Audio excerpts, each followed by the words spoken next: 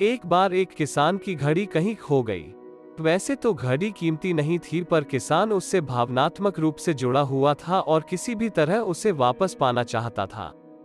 उसने खुद भी घड़ी खोजने का बहुत प्रयास किया, कभी कमरे में खोजता तो कभी बाड़े तो कभी अनाज के ढेर में, पर तमाम कोशिशों के बाद भी घड़ी नहीं मिली। उसने निश्चय किया कि वो इस काम में बच्चों की मदद लेगा और उसने आवाज लगाई, सुनो बच्चों, तुम में से जो कोई भी मेरी खोई घड़ी खोज देगा उसे मैं 100 रुपए इनाम में दूंगा। फिर क्या था, सभी बच्चे जोर शोर दे इस काम में लगा गए। वे हर जगह की खाक छानने लगे, ऊपर नीचे, बाहर, आंगन में, हर जगह, पर घंटों बीत जाने पर भी घड़ी नहीं मिली। अब लगभग सभी बच्चे हार मान चुके थे और किसान को भी यही लगा कि घड़ी नहीं मिलेगी। तभी एक लड़का उसके पास आया और बोला, काका मुझे एक मौका और दीजिए, पर इस बार मैं ये काम अकेले ही करना चाहूंगा।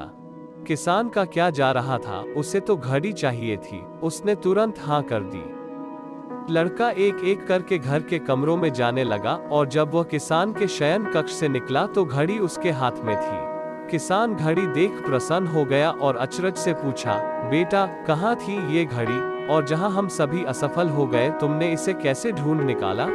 लड़का बोला, काका मैंने कुछ नहीं किया, बस मैं कमरे में गया और चुपचाप बैठ गया और घड़ी की आवाज पर ध्यान केंद्रित करने लगा। कमरे में शांति होने के कारण मुझे घड़ी की टिक टिक सुनाई दे गई, जिससे मैंने उसकी दिशा का अंदाजा लगा लिया और अलमारी के पीछे गिरी ये घड़ी खोज निकाली। मॉरल फ्रेंड्स, जिस तरह कमरे की शांति घड़ी ढूंढने में मददगार साबित हुई, उसी प्रकार मन की शांति हमें लाइफ की जरूरी चीजें समझने में मददगार होती है। हर दिन हमें अपने लिए थोड़ा वक्त निकालना चाहिए, जिसमें हम बिल्कुल अकेले हों, जिसमें हम शांति से बैठकर खुद से बात कर सके और अपने भीतर की आवाज को सुन सके। तभी हम लाइफ को और अच्छे ढंग से जी पाएंगे।